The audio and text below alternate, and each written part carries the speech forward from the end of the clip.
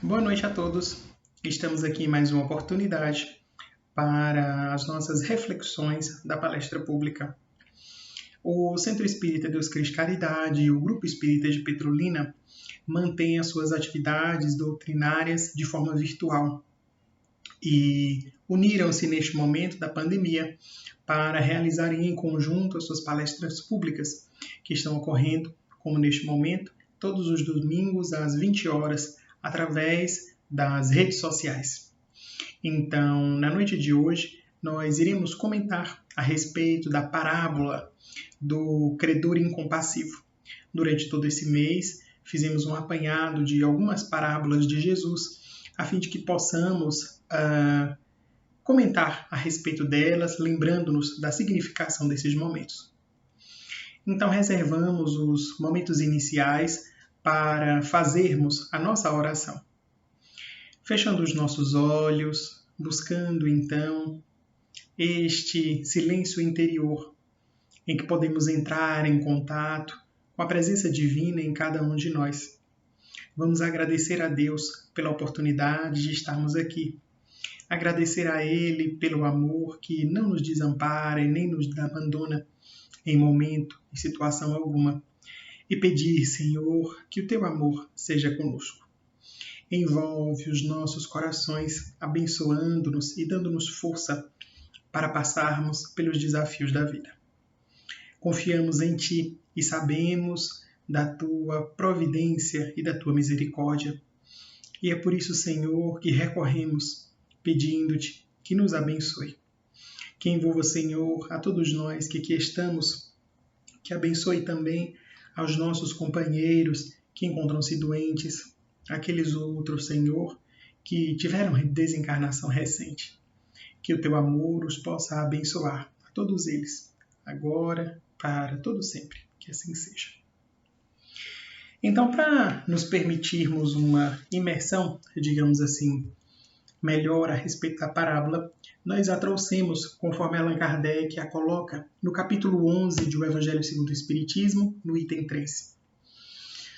Então, a parábola, ela provém de Marcos, no capítulo 18, versículos de 23 a 35.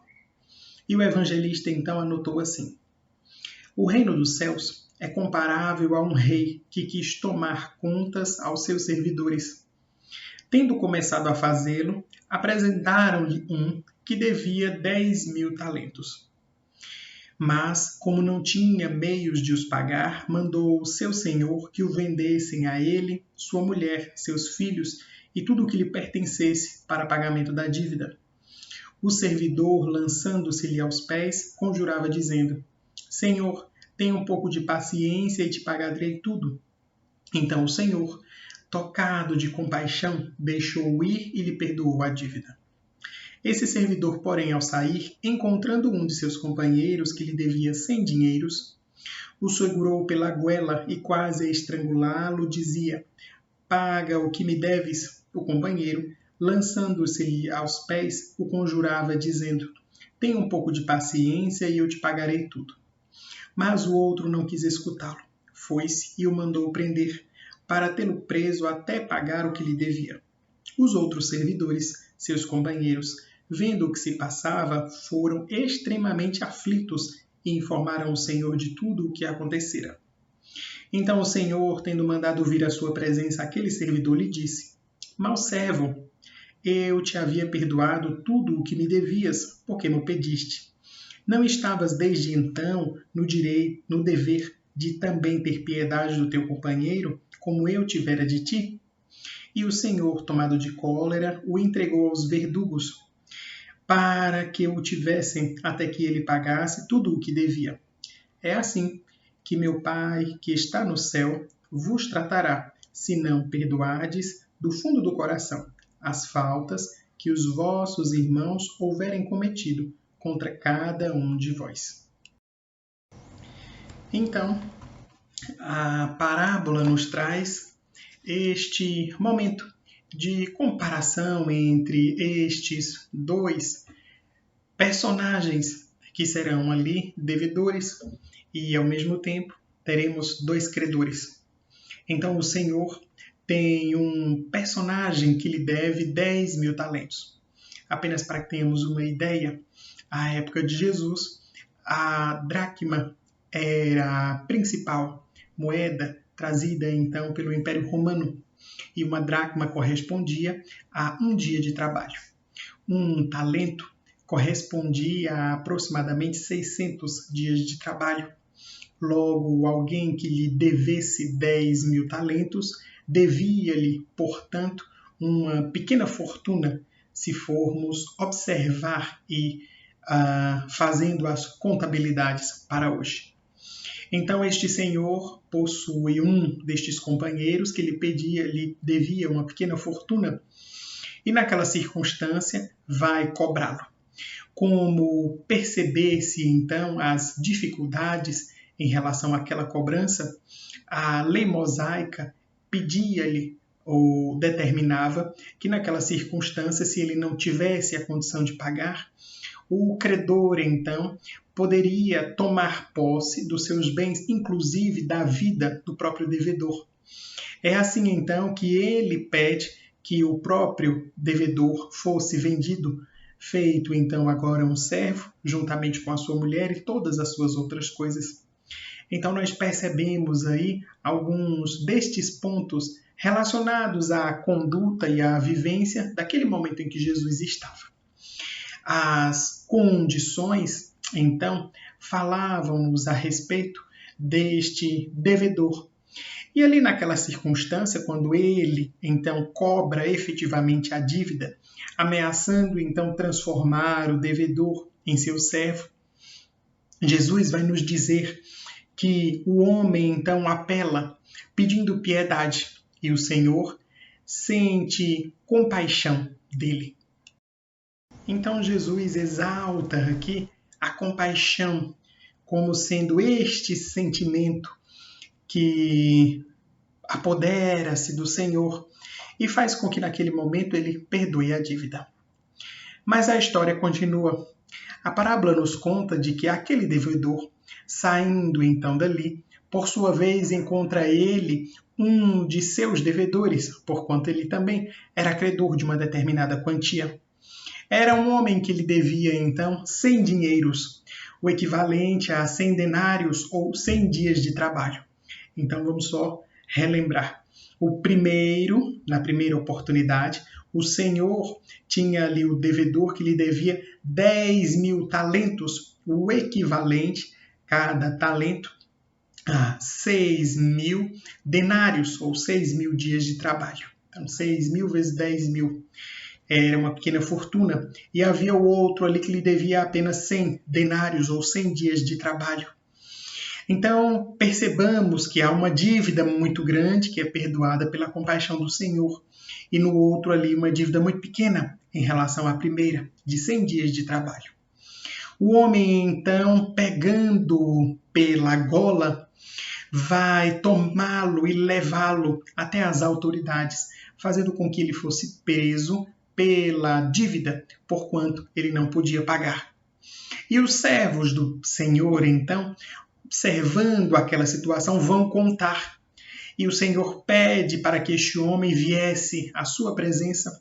E lhe diz então: eu não tive compaixão de ti, não tive misericórdia. Era teu dever também ter misericórdia daquele outro homem. E então o lança às trevas exteriores. Esta parábola de Jesus demonstra-nos as condições muito humanas que correspondem à nossa vivência. Em quantas circunstâncias nós também não mudamos o nosso posicionamento e também não teremos 2 pesos e 2 medidas de acordo com as ações que nós próprios fazemos e aquelas que são feitas a respeito de nós. Não é por outro motivo que Allan Kardec coloca esta parábola no capítulo intitulado Amar ao próximo como a si mesmo, porque nos dá uma ideia de como um único personagem comporta-se diferente na circunstância enquanto ele é devedor e na circunstância em que ele é credor. Então, como devedor, como homem que devia 10 mil talentos, uma grande fortuna, ele ali coloca-se numa atitude de subserviência tentando então e implorando por misericórdia. Quando ele encontra-se na circunstância ali agora de credor de uma pequena dívida em relação à primeira, ele é intransigente e autoritário e nos faz demonstrar como nós próprios acabamos reavaliando as situações de acordo com as situações e os papéis que nós próprios desempenhamos. Então, avaliaremos que no nosso dia a dia e na nossa vida, nós também teremos 2 pesos e 2 medidas, de acordo com as situações em que somos colocados. Há uma tendência muito grande de querermos misericórdia para nós, de que as coisas abrandem-se e de que o caminho seja fácil para nós, enquanto nós próprios cuidamos de dificultá-lo para as outras pessoas.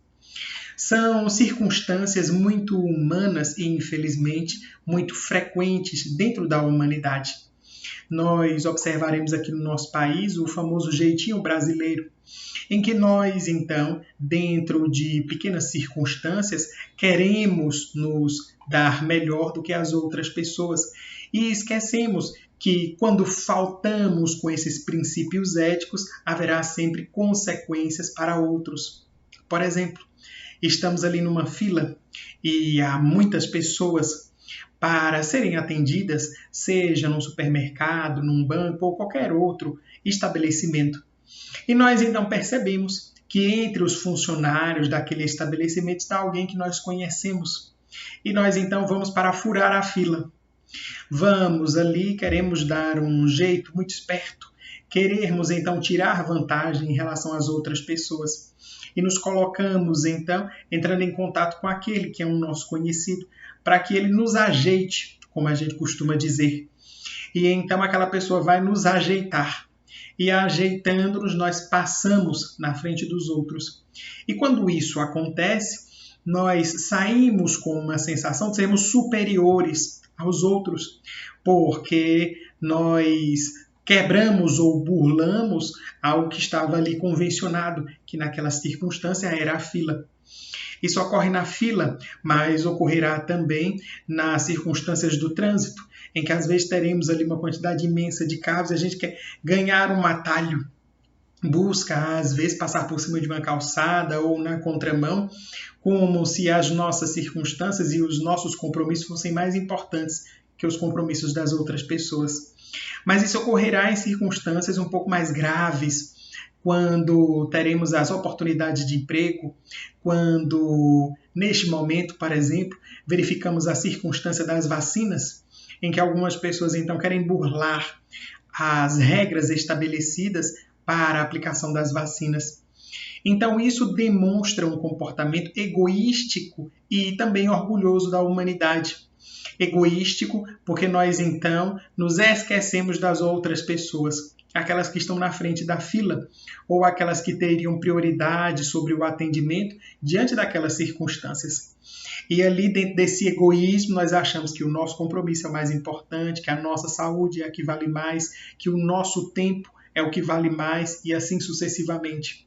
E orgulhoso porque quando nós conseguimos, então, passar por aquelas pessoas, quando nós conseguimos furar a fila ou ganhar a dianteira naquela circunstância, nós nos vangloriamos, como se isso então tornasse-nos mais importante.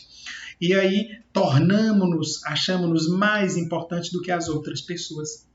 Então, um comportamento muito humano que nós perceberemos frequentemente em nós próprios e nos nossos companheiros, e que estará atrelado a estes ensinos que Jesus aqui nos traz. Então, o primeiro ponto é esse, a respeito de nos observarmos na situação do outro. Há um termo que, primeiramente, era utilizado nas circunstâncias artísticas, denominado, então, empatia. A empatia era utilizada dentro dos conceitos técnicos da arte, notadamente da pintura, quando os pintores queriam colocar-se no lugar daquele que estaria vendo a tela, ou colocar-se no lugar daquele que estivesse na paisagem ali.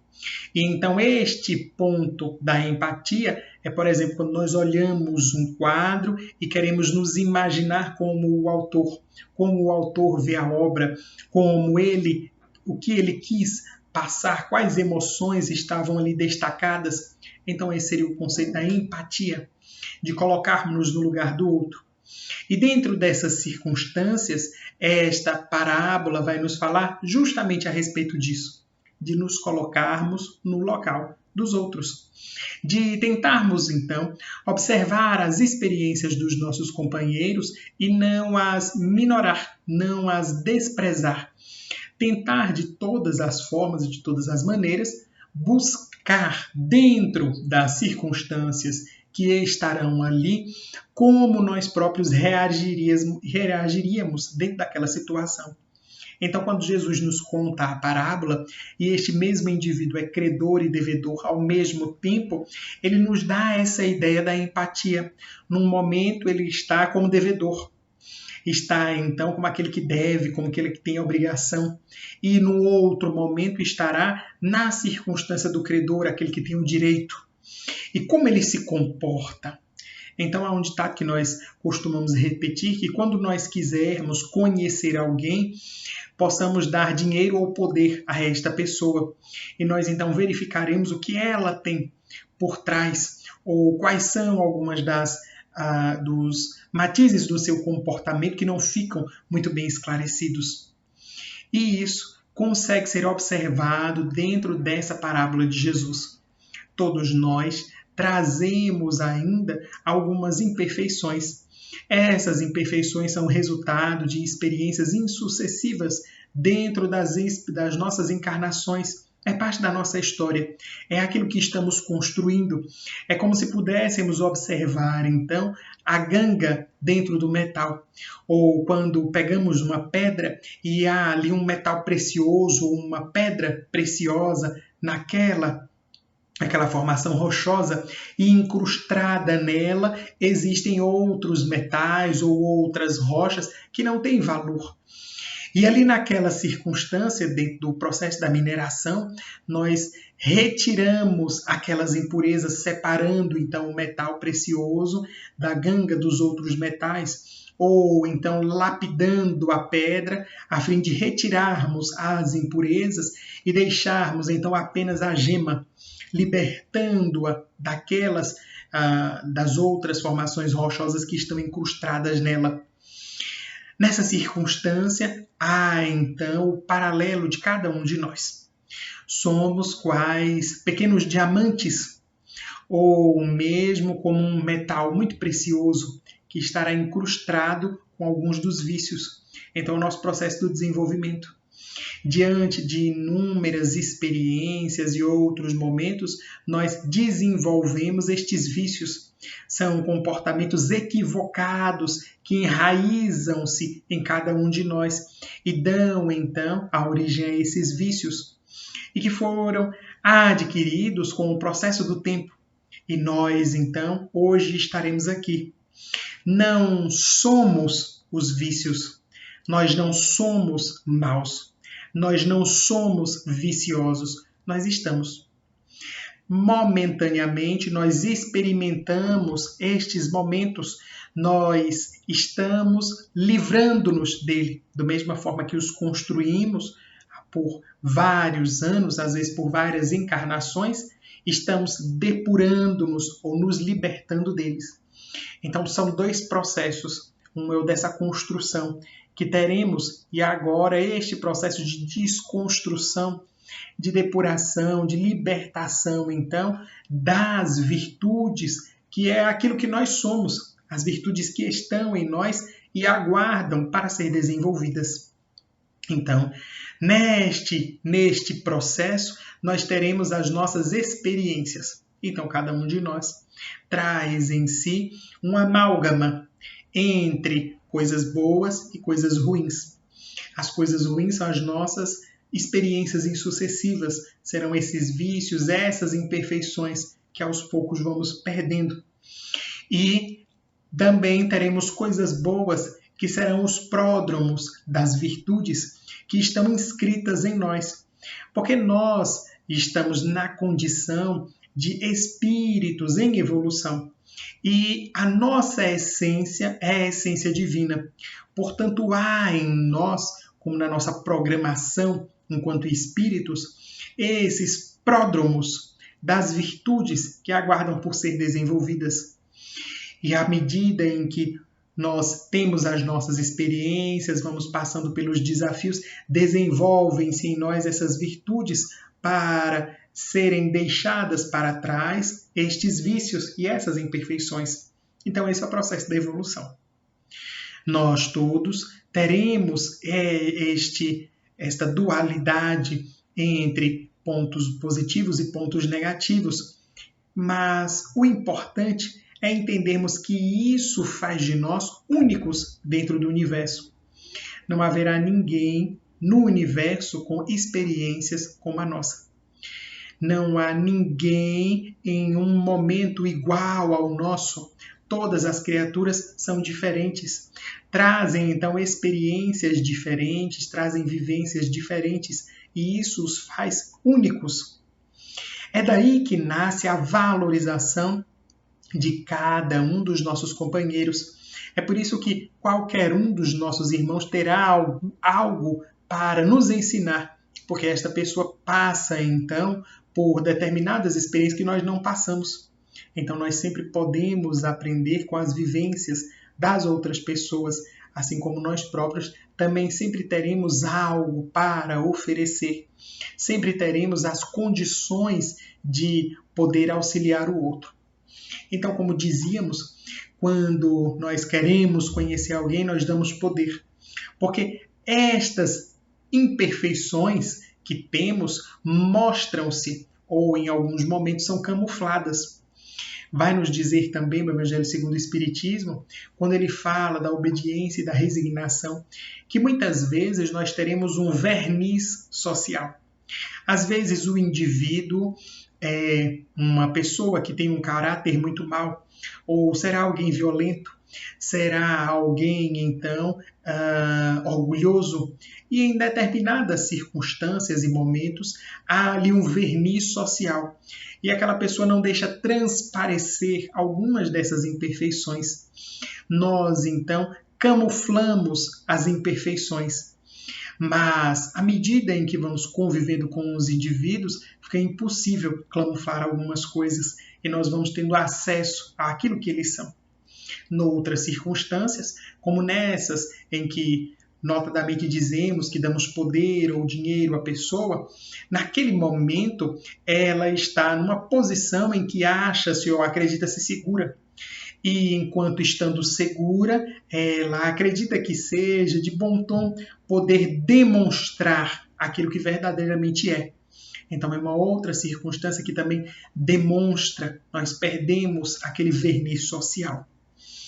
É aí que começamos a compreender que o processo da convivência do dia a dia que passamos com as pessoas nos dá a possibilidade de entender quem elas realmente são.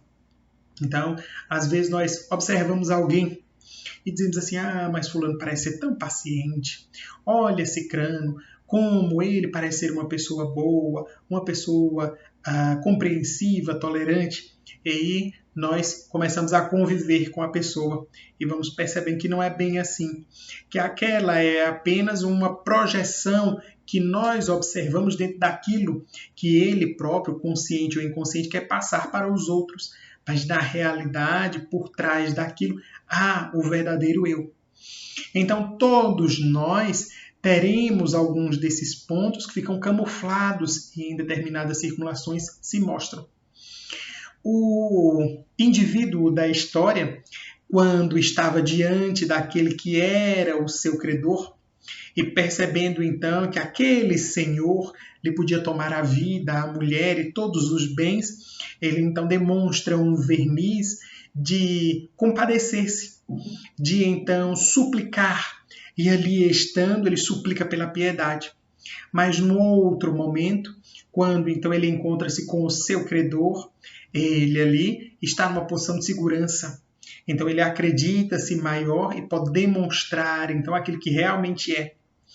É nesta circunstância, então, que ele demonstra como era rígido, austero, chega a ser violento, toma-o pela gola, sacode-o, entrega-o às autoridades, sendo, então, impiedoso, inclemente. É aí daí que vem o título da parábola. Então, enquanto impiedoso, enquanto inclemente, ele toma daquele que era o seu devedor e o coloca à cadeia. Então demonstra essa dualidade de como nós estamos aqui, aquilo que nós demonstramos. É evidente que dentro do processo de estarmos encarnados, dentro desse processo da nossa evolução, somos nós quem escolhemos, ou pelo menos esforçamos-nos para demonstrar um ou outro aspecto da nossa própria conduta. Então, nós poderemos ter em nós algo de violentos, mas nós só demonstramos essa violência se deixarmos, se quisermos, se permitirmos, se formos permissivos em relação a isso. Então, dentro de um processo, que é o processo de autoconhecimento, quando vamos observando os nossos próprios comportamentos, nós começamos a identificar o que existe dentro de nós. E aí, quando nos identificamos, dia a dia, nós vamos treinando para podermos dar mais ênfase a um ou outro ponto da nossa conduta. Como, da mesma forma como nós adquirimos os vícios, que não começam de um dia para o outro. Então, são pequenas atitudes que nós vamos repetindo, nós vamos fazendo, e elas vão enraizando-se. Então, é como uma erva daninha. Se nós criamos um jardim, a erva daninha ali nasce.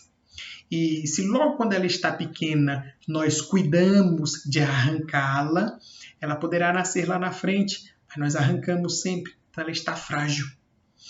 Mas se nós somos negligentes, displicentes em relação àquele jardim, deixamos que aquela erva daninha vá crescendo. Chega um momento em que ela toma o jardim.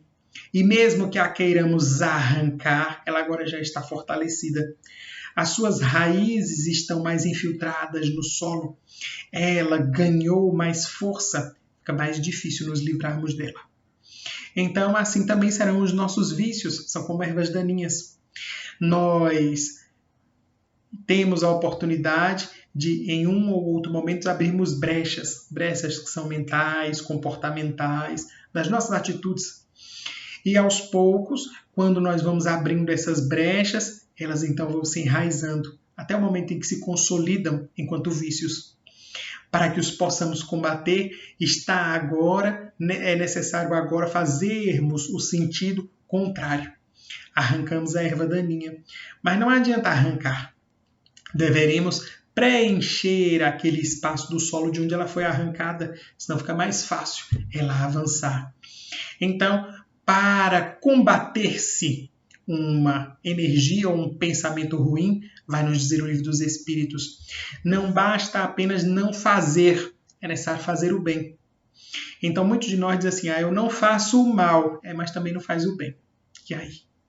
Então, é como se nós estivéssemos naquele terreno que é desnudo. Não há ali uma erva daninha, mas também não há algo de bom. Então, aquele terreno desnudo também não é o objetivo. Então, nós arrancamos, tiramos ali aquele comportamento ruim.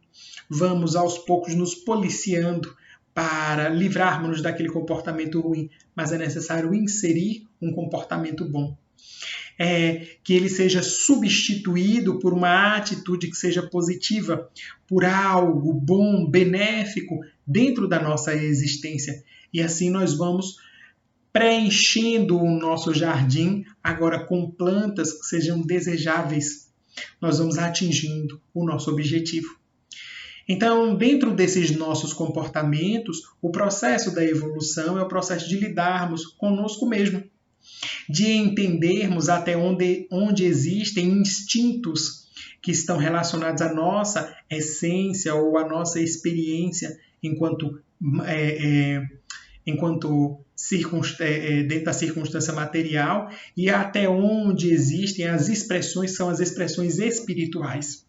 E aí nós vamos nos entendendo, nos identificando, aprendendo a lidar com as nossas emoções e também sabendo diferir esses posicionamentos.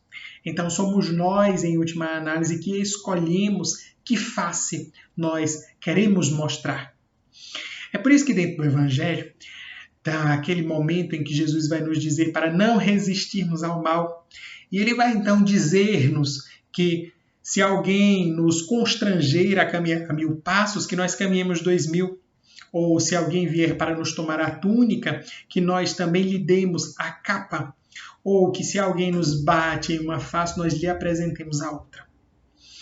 E aí, Joana de Ângeles vai escrever um belíssimo texto intitulado A Outra Face, em que ela vai nos dizer que em todas as circunstâncias, a outra face, a outra moeda será a face do amor.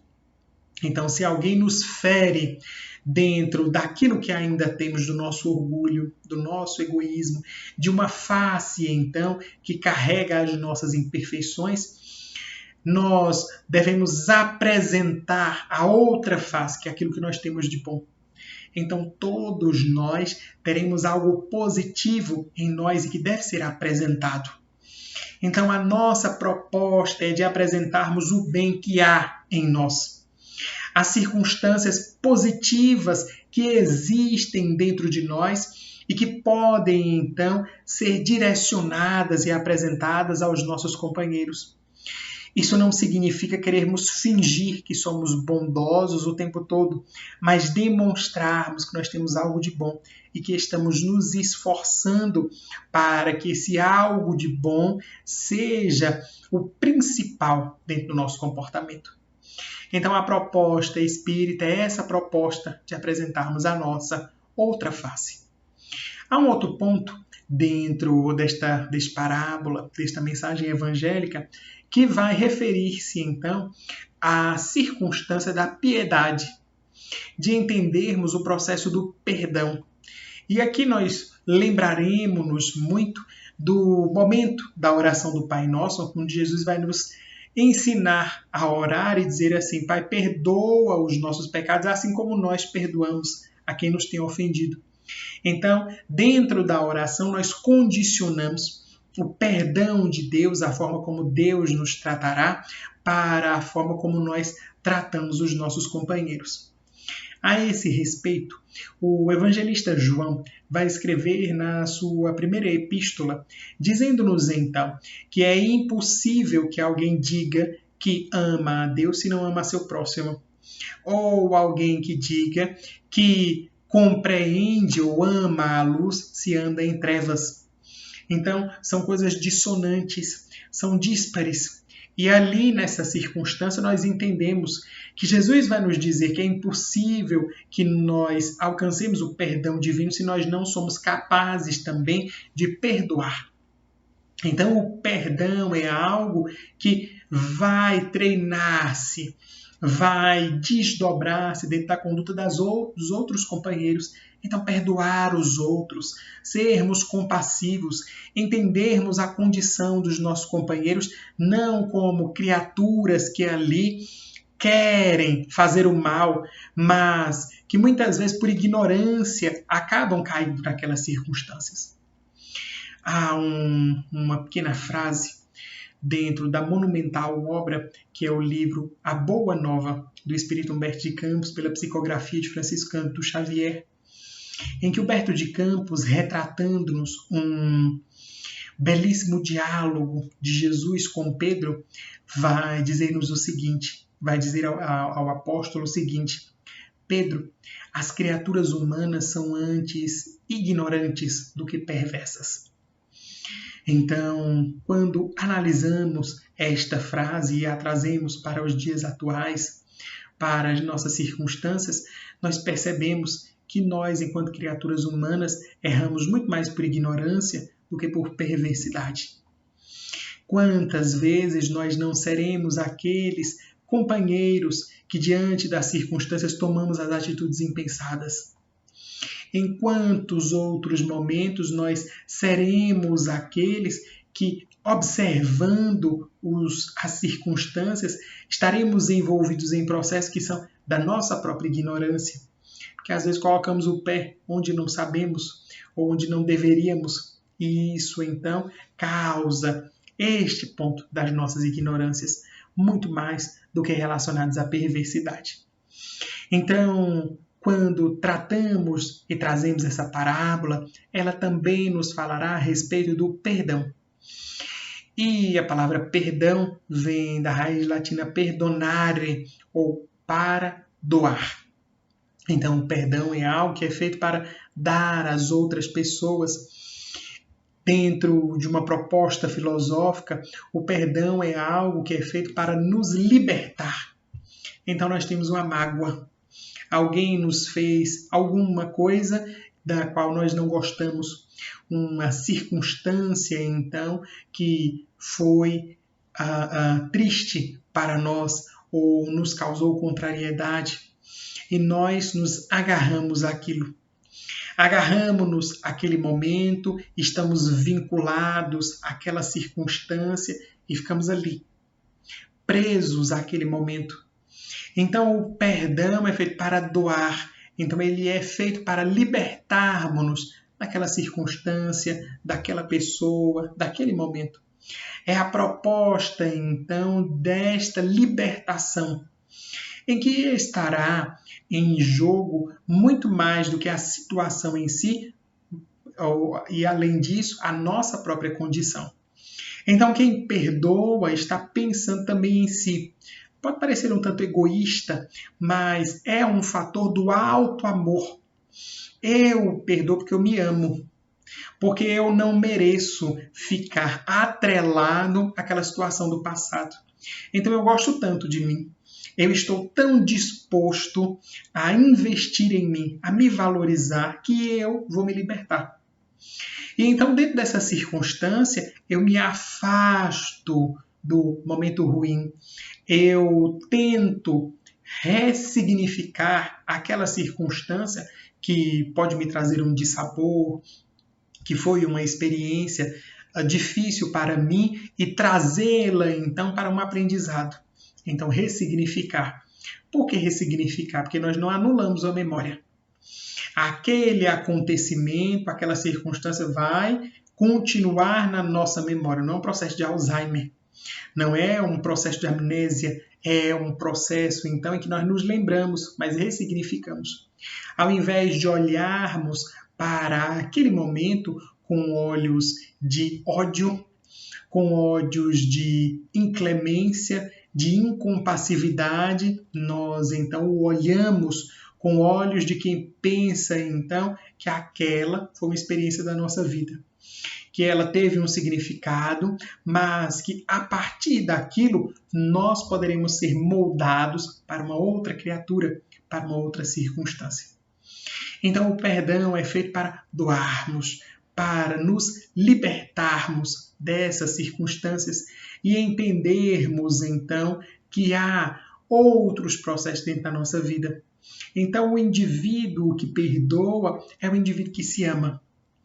Quando Allan Kardec coloca esta parábola dentro do capítulo Amar ao Próximo como a si mesmo, há ali uma genialidade do codificador enorme. Porque então, quando nós falamos amar ao próximo, é necessário que esse amar ao próximo esteja condicionado a este a si mesmo. E aí nós devolvemos a pergunta: será que nós nos amamos? Não dentro do processo do amor egoístico, ou do amor utilitarista, ou de um amor sexista, daquele amor apenas em que nós queremos usufruir as coisas.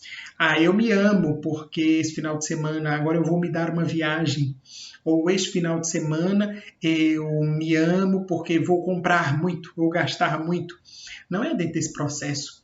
Não é dentro do processo em que eu vou aproveitar ou me amar dentro de uma circunstância em que eu acho que eu tenho que gozar da vida e aproveitar apenas alguns momentos efêmeros de prazer. Mas é o momento de amar-se enquanto significado. Então, será que eu me amo, identificando qual o significado da minha vida, o sentido da minha vida? Será que eu me amo estabelecendo propostas que sejam de valorização para mim próprio. Então, há inúmeros dos nossos companheiros dentro do mundo que estão presos dentro de cadeias que são cadeias materiais. Então, pessoas que estão naquele ciclo em que eles acordam, trabalham, alimentam-se, cuidam ou acham que cuidam de um ou outro momento de prazer e voltam a dormir. Então, isso resume-se o seu dia. E aí, dia após dia, fazendo isso, em um determinado momento, a criatura, ela se vê sem sentido. Então, ela para assim, qual é o sentido da minha vida?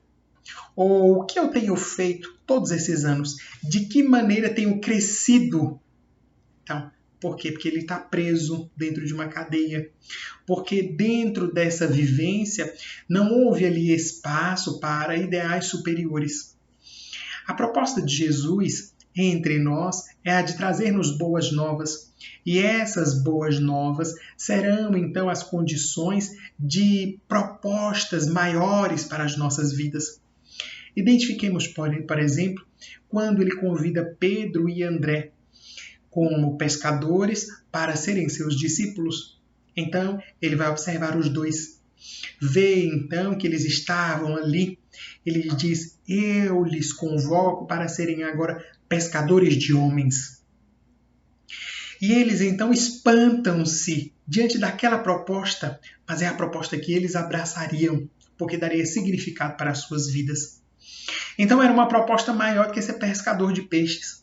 Ser pescador de peixe todo dia tem que acordar de madrugada, pega então a rede, bota no barco, vai até alto mar, lança, traz os peixes, volta, separa-os, vende-se, pronto, acabou o dia.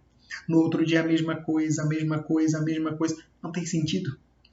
Mas quando nós, então, nos permitimos ser pescadores de homens, vejamos que desafio, que objetivo para a vida, que coisa totalmente diferente. Porque então trata-se de resgatar os companheiros, de trazê-los então para próximo de si. Ser pescador de homens nos dá a ideia de alguém que salva o outro, de alguém então que arremata-o diante de uma multidão. Um peixe dentro, no meio do oceano, é alguém que está não valorizado. Ele é muito pequeno diante da imensidão. Quando nós o pescamos, nós o tiramos daquele que é o seu habitat natural, mas nós o valorizamos. Então, trazer as criaturas, tirando-as de um mar, que seria este mar da materialidade, para trazê-las para uma nova realidade, que é a realidade espiritual. A mensagem de Jesus continua ainda hoje convidando a cada um de nós para que tenhamos sentido nas nossas vidas. Para que sejamos pescadores de homens, de almas, para que sejamos aqueles que enxergamos o próximo. Então, daqueles que entendem o amor como o significado maior das nossas vidas. Eu costumo dizer que a missão de todos nós na Terra é a missão de amar. Só que essa missão vai mudar-se de acordo com cada um de nós. Então a missão é uma só, é amar.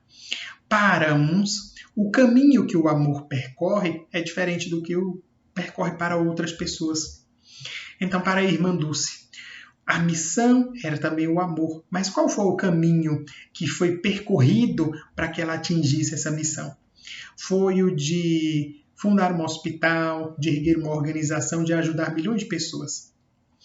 Para outras criaturas, como por exemplo, para Maria, irmã de Marta e Lázaro, a proposta também era do amor, mas era o amor que amasse a família, que cuidasse então dos companheiros. Observemos Ivone do Amaral Pereira. A proposta e a missão era a mesma, era o amor. Mas como ela se manifestava? Manifestava-se através da psicografia, da mediunidade, de socorro aos companheiros, das orientações. Zilda Gama, outra grande médium espírita, vai experimentar as dificuldades de ter que cuidar dos próprios irmãos. Então, como é que o amor se expressava para ela? Era cuidando da família. Então, cuidar dos seus irmãos, ela perde os pais muito cedo e torna-se, então, como a mãe de todos eles, vai cuidando, além dos filhos. Então, esta circunstância era a circunstância do amor. O sentido das nossas vidas será sempre o amor, mas o caminho que ele percorre são caminhos diferentes. Então, basta entendermos qual é o caminho que o amor está percorrendo nas nossas vidas. Então, fazendo-nos esta pergunta, nós conseguimos entender este sentido. E nos entendemos agora como bem-aventurados, porque teremos uma grandiosa fortuna, a fortuna deste amor de Deus que está em nós e consegue expressar-se através dos nossos próprios comportamentos.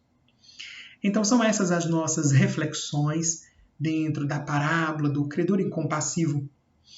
E vamos reservar estes últimos momentos para fazermos agora a nossa oração.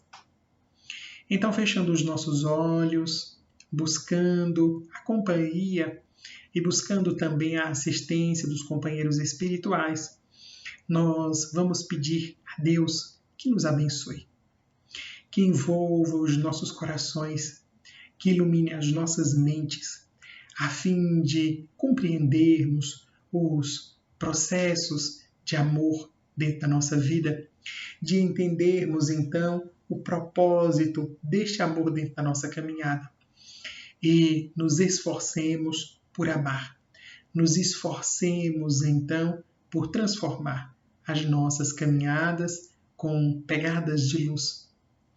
Assim, Senhor, nós te pedimos, continua conosco, abençoando-nos hoje e para todo sempre. Que assim seja. Então, muita paz para todos. Até a próxima semana.